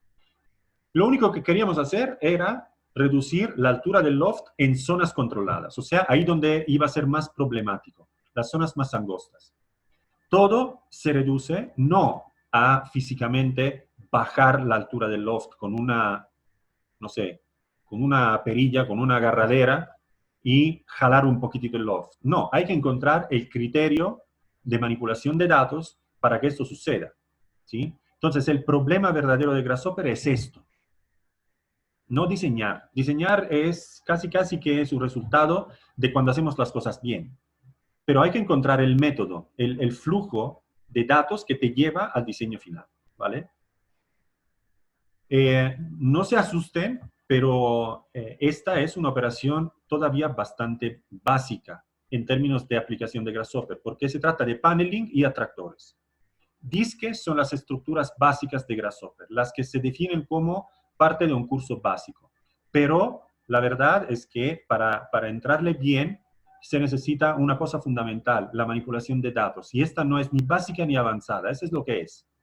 Sin capacidad de gestionar listas, árboles, etc., no van a poder realizar ni aplicaciones básicas ni avanzadas, ¿vale? Es un significado muy relativo esto de básico y avanzado. Entonces, aquí tenemos otra vez alternativas. Nosotros podríamos, por ejemplo, recuperar el amplitud aleatorio en cualquier momento, simplemente reconectando nuestro random en vez que el remap numbers.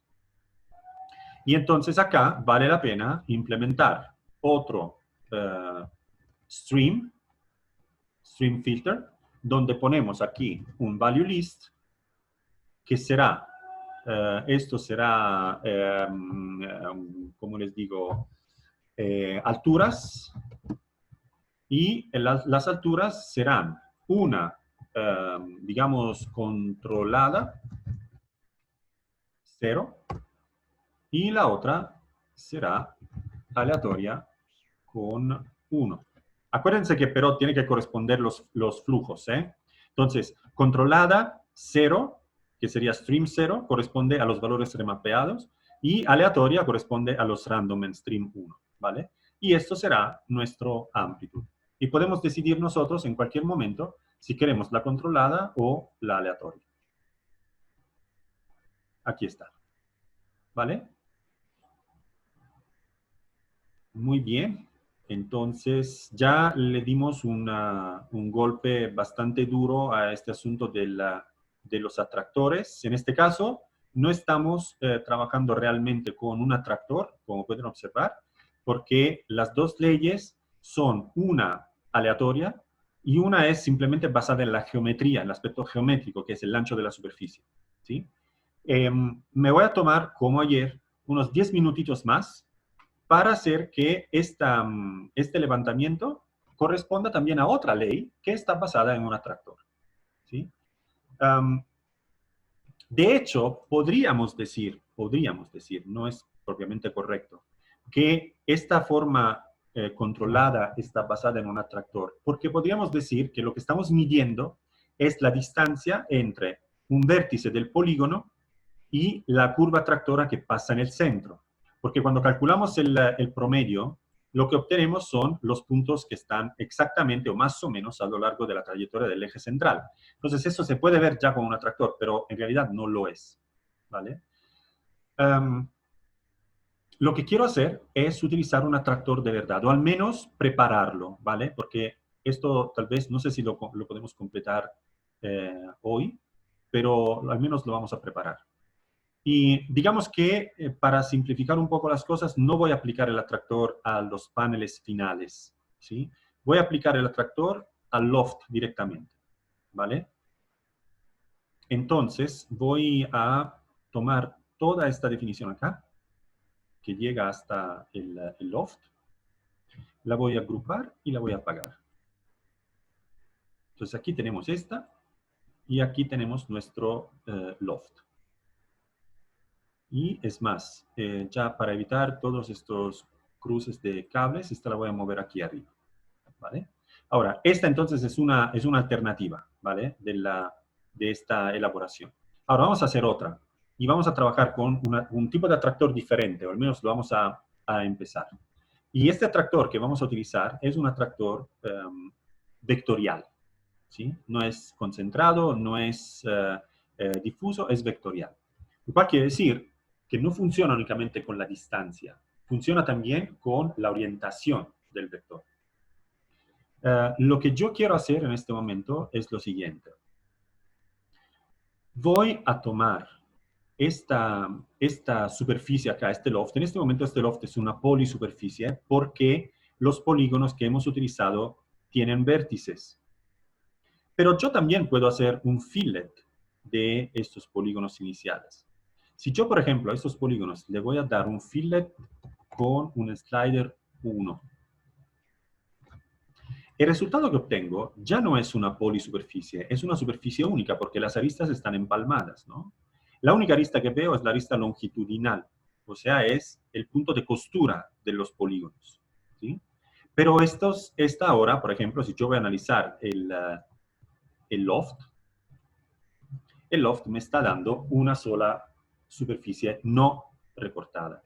Ahora, chicos, esto, si yo lo hago y vuelvo a aprender esta parte aquí de la definición, estamos en problemas porque ya no tenemos las separaciones de las tiras longitudinales de la polisuperficie. Ya esta se ha vuelto una superficie única, así que tenemos que revisar todo lo que hicimos. En particular, 3 divisiones no son suficientes porque estamos generando solamente 3 paneles en la dirección radial.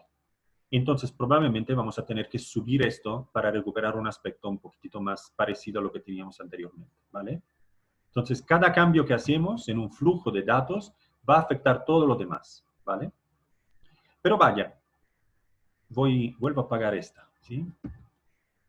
Ahora, esta es una superficie única, ¿vale? Yo lo que quiero hacer es deformar esta superficie a partir de atractores.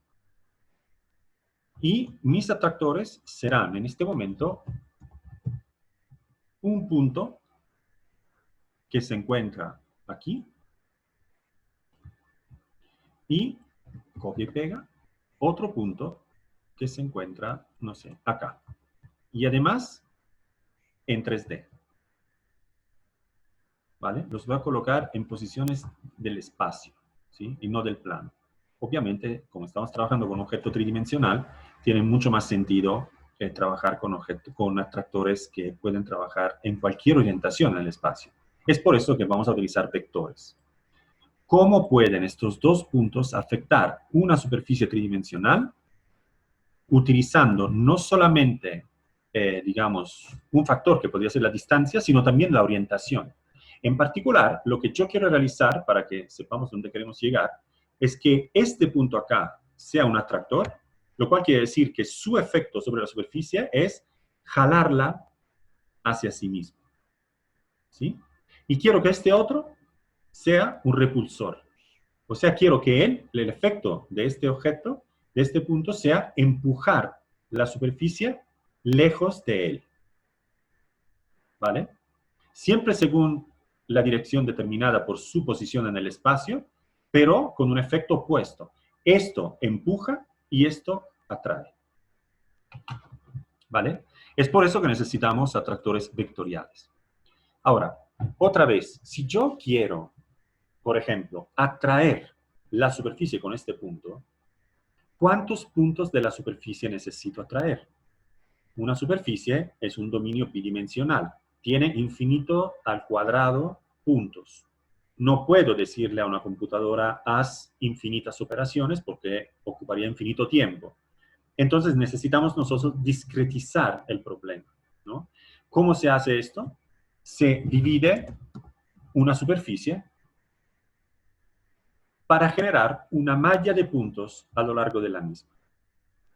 Lo más alto el valor de las divisiones U y B, si tomamos un slider 11, lo más alto este valor, lo más densa será la malla de puntos que nosotros vamos a crear sobre esta superficie, ¿no? Yo puedo trabajar con una malla de puntos muy densa, que es una muy buena representación de la forma de esta superficie. Apago la superficie y entonces lo que quiero atraer o empujar serán estos puntos. Y lo quiero hacer de una manera vectorial, ¿vale? Entonces, yo tengo atractor, repulsor. Empezamos con el atractor. Voy a generar un vector que usa esto como atractor, lo cual quiere decir que el vector tiene que estar direccionado hacia este punto, por si queremos que este sea un atractor. Existe un comando que se llama vector to point, donde el punto atractor es la punta del vector, o sea, es el punto B. Los puntos de origen serán los puntos A. yo en este momento estoy obteniendo puntos, vectores que van de cada punto de la superficie, van hacia el atractor. Los vectores en Grasshopper no se ven, son vectores libres, se dice. O sea, son puras orientaciones. Si los queremos visualizar, tenemos que utilizar un comando que se llama vector display, que pregunta, ¿dónde quieres anclar estos vectores? Los quiero anclar en los puntos de la superficie. ¿Cuáles son los vectores que quieres visualizar? Son estos. Aquí están todos los vectores que van de la superficie hasta el punto atractor. Aquí están las puntas que no se ven porque es muy denso la cantidad de vectores. Obviamente, si nosotros bajamos la cantidad de divisiones, también simplificamos un poco el asunto y podemos ver que ahí es donde van todas las puntas de los vectores. ¿Vale? De la misma manera, yo quiero definir esto como un repulsor, lo cual quiere decir que a la hora de generar el vector dos puntos, el repulsor origina los vectores y los puntos de las superficies reciben los vectores. Si yo quiero ver ahora no estos vectores acá, sino los vectores, digamos, generados por este repulsor, visualizaremos estos y vemos que esto empuja los puntos lejos de él. ¿Qué tanto los está empujando? Pues el vector tiene una longitud que es igual a la distancia entre el punto A y los puntos B. Así que si yo tomo en consideración este punto, la longitud de este vector, la dirección está determinada por la dirección, la línea entre estos dos, ¿no? Pero la longitud de este vector es igual a la distancia entre el punto y el punto mismo. ¿Vale? Y así por cada uno. Pero yo quiero poder medir qué tan fuerte esto empuja y qué tan fuerte esto jala. Entonces, lo que voy a hacer es lo siguiente. Le voy a decir a estos vector 2point que unitize debe de ser true. Si yo invierto esto, ahora lo que se está generando son vectores que toman la dirección que va desde el atractor hasta el punto, pero la longitud de estos vectores es constante I1. O sea, más bien estos vectores representan la dirección de la acción del atractor, ¿vale? No la intensidad. Si yo tengo una acción que vale constantemente 1, como podemos ver, si tomo un panel, por ejemplo, aquí, estos son todos 1, 1, 1, 1, 1, 1, 1, ¿vale? Pero yo puedo tomar estos vectores y darle una amplitud. Si le doy a todos esos vectores una amplitud que va de 0 a, no sé, digamos 10, de 0 a 10, y visualizo estos vectores acá, ahora tengo vectores nulos porque valen 0, pero si subo esto, yo puedo determinar qué tan fuerte es la contribución que este atractor le da a la deformación de la superficie, ¿no? Si yo hago lo mismo con la otra, le digo unitize, invert, ¿sí? Entonces ahora si visualizamos estos, vemos que hay puntos que de la superficie salen en dirección de este atractor, que es el que jala. Y a este también le voy a decir, te voy a dar una amplitud para poder determinar qué tan fuerte este atractor jala los puntos de la superficie. ¿Sí? Entonces yo tengo dos componentes, digamos, dos acciones, ¿no? Diferentes. Una generada por esto, que es el que está básicamente empujando, y una es esta que jala los puntos. Lo que me interesa es mezclar estas dos cosas. O sea, yo quiero tomar básicamente ambos vectores, ¿no? Y poderlos, bueno, aquí tenemos un problema de datos, pero bueno, yo quiero mezclar la acción, combinar la acción de estos dos. ¿Cómo hago? Pues en este caso yo sumo una acción con la otra. Aquí tenemos 208 valores, 208 valores. Aquí salen 208 valores, porque la suma vectorial es un nuevo vector. Si lo queremos visualizar, este vector, lo podemos hacer con esto. Esto es la resultante de la suma de, estas dos acciones, ¿vale? Yo puedo, por ejemplo, visualizar también los vectores originales de ambas fuerzas. Entonces, en cada punto yo tendré tres acciones, tres vectores en este momento. Esto es el vector de repulsor, que es esto. Este es el vector del atractor. Y la resultante es exactamente suma vectorial, que si ustedes se acuerdan, es la diagonal del paralelograma que se genera a partir de los dos vectores. Entonces, es esto. ¿Vale? Entonces, en cada punto yo tendré una resultante diferente, ¿no? Y todo depende de la intensidad. Si yo quiero que el repulsor sea más fuerte, subo la intensidad del repulsor, bajo la intensidad del atractor y cambio la dirección resultante de esta acción, ¿no? Ahora, total, voy a apagar un poco las vistas previas de los vectores. A mí lo que me importa es este vector resultante acá, ¿sí? ¿Qué quiero hacer? Por ejemplo, si yo muevo los puntos de la superficie con los vectores resultantes de acá y apago, por ejemplo, los puntos de la superficie original, lo que está sucediendo aquí es que conforme yo subo o bajo la intensidad del repulsor, los puntos se alejan más o menos del repulsor. Conforme subo y bajo la intensidad del atractor, los puntos son jalados más o menos por el atractor, ¿no? Entonces, y además, si yo cambio la posición de esto, voy a determinar una deformación en zonas diferentes de la superficie, ¿no?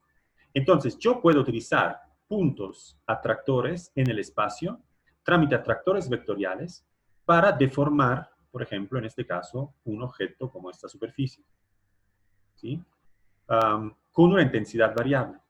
Entonces, tengo orientación y también intensidad de la deformación, ¿vale? Repulsor, que empuja a la superficie lejos, y atractor, que la jala hacia él. El tema es, yo tengo aquí una nube, digamos, de 208 puntos. ¿Cómo reconstruyo una superficie a partir de esto? Hay un comando que se llama superficie, perdón, ¿cómo se llamaba esto? Surface from points. Ah, aquí está, perdón. Surface from points. Él me dice, ¿cuáles son los puntos que determinan la forma de esta superficie? Son estos. Ojo, points as list. Ese es un árbol. Entonces, flatten. Y él quiere saber, de esta malla de puntos, ¿cuántos están alineados en dirección U? O sea, en la dirección, digamos, de la superficie, ¿no? ¿Cuántos puntos encuentro a lo largo de un lado? Nosotros esto lo tenemos acá. Ahora, si yo conecto esto a la U, este se enoja. ¿Por cuál razón? Porque cuando nosotros dividimos la superficie, 25 no es la cantidad de puntos que queremos en una dirección, es la cantidad de segmentos en esa dirección. Por lo que obtendremos 26 puntos en esa dirección. Entonces acá, uCount no puede ser 25. Debe de ser, ponemos aquí una expresión, la cantidad de puntos que llega, X, más 1.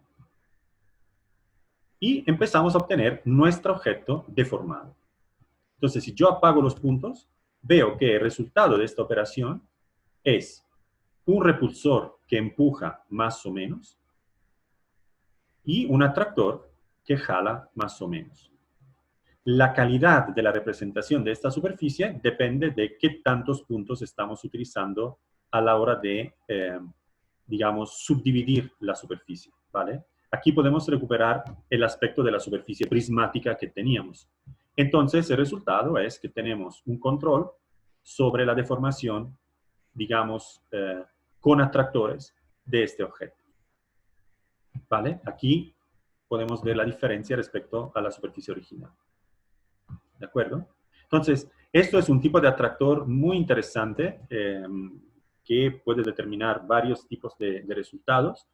Sirve normalmente como principio deformador de la geometría. No es bueno para hacer, digamos, un trabajo geométricamente y dimensionalmente controlado, pero es súper interesante para poder, por ejemplo, generar deformaciones difusas, digamos, de objetos, ¿no?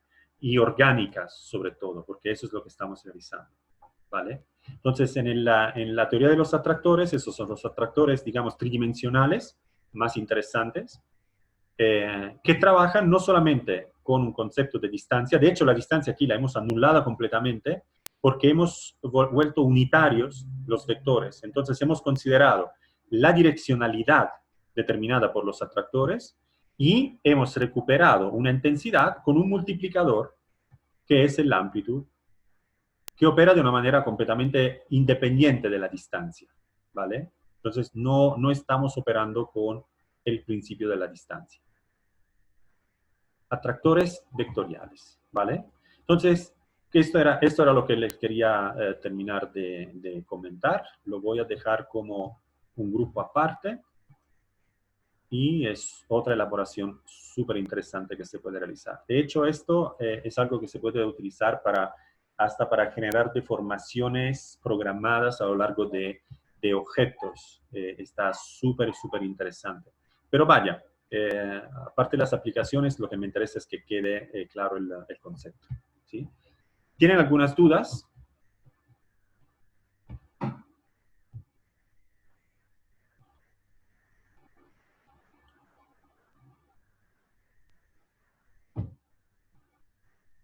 Ahora sí se desmayaron, ¿verdad? Ese estuvo denso.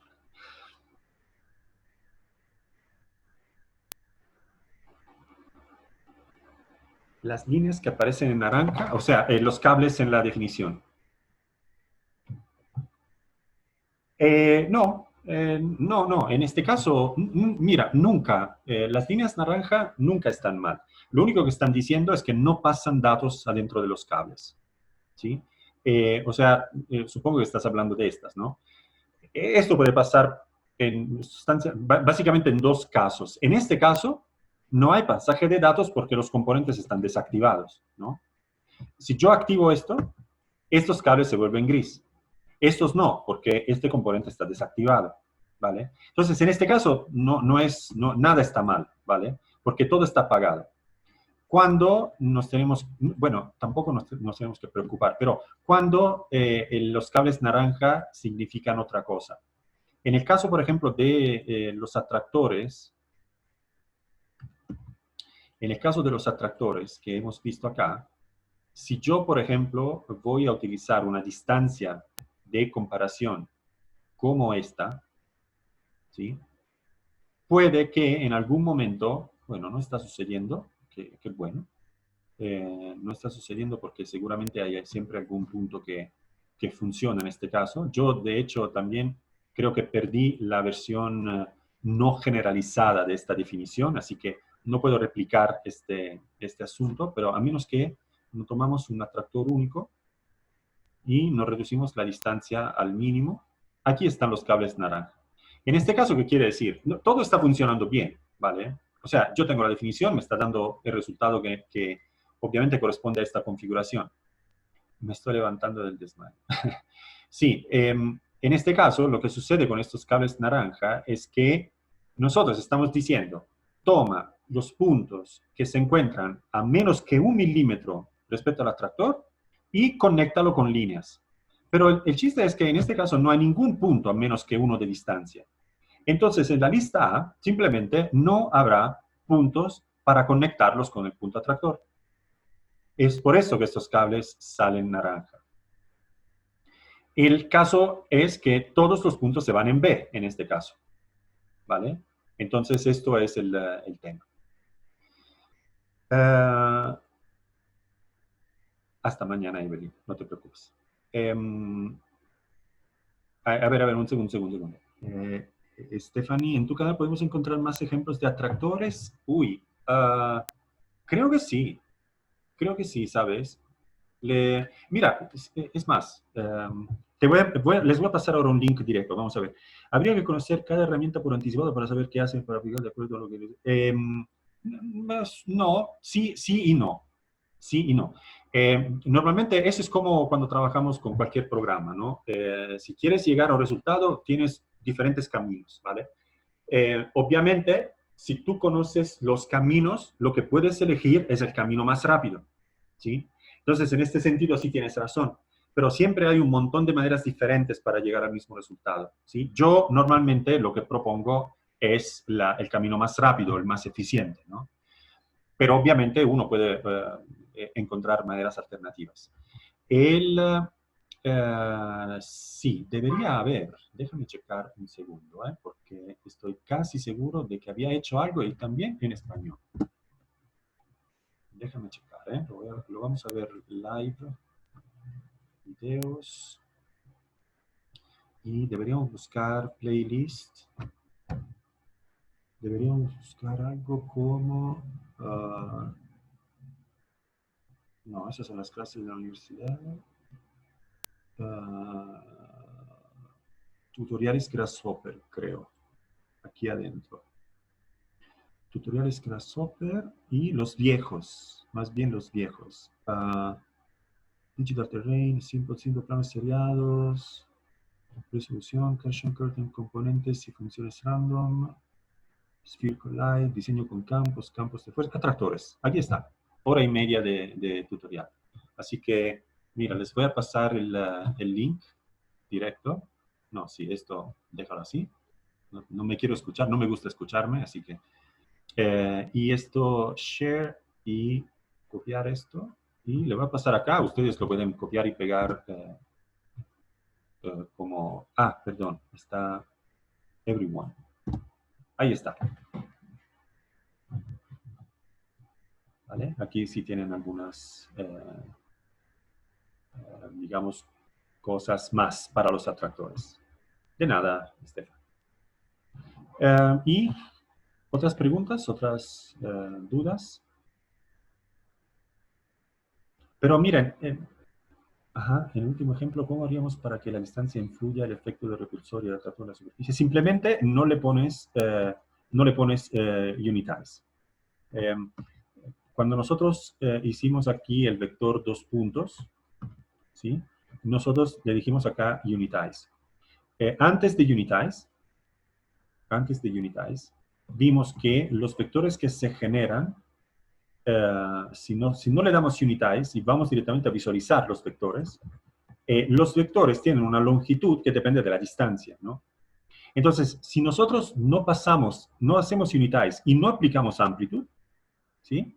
Entonces, el vector que sale directamente de acá, lo podemos sumar. Ahora, ¿cuál es el problema si hacemos esto? El problema es que si yo hago esto, las deformaciones que obtenemos son brutales, ¿no? Para nuestra geometría. O sea, son muy, muy, muy fuertes. Porque la contribución de cada... Miren, supongo que sea repulsor. Mire qué tan lejos está empujando la geometría. Conviene, digamos, utilizar una amplitud para, digamos, controlar este efecto. Porque si no, miren qué tanto se está deformando la superficie. Y además, si trabajamos directamente con el vector, lo único que afecta la deformación es la posición. Porque si el punto repulsor se acerca a la superficie, disminuye la distancia entre el atractor o repulsor y los puntos de la superficie, y por ende el desplazamiento es menor en los puntos que están más cerca, y sigue siendo grande en los puntos que están lejos. Entonces, esto equivale a tener un control sobre la posición del repulsor, pero ningún control sobre la intensidad de la fuerza, ¿vale? Mientras, si pasamos a través de una amplitud, entonces con esto no solamente es la posición del punto que afecta, sino también el valor que nosotros le damos a la intensidad, a la magnitud de esta fuerza. Entonces conviene siempre trabajar con el amplitud en vez de trabajar con el vector 2 puntos puro.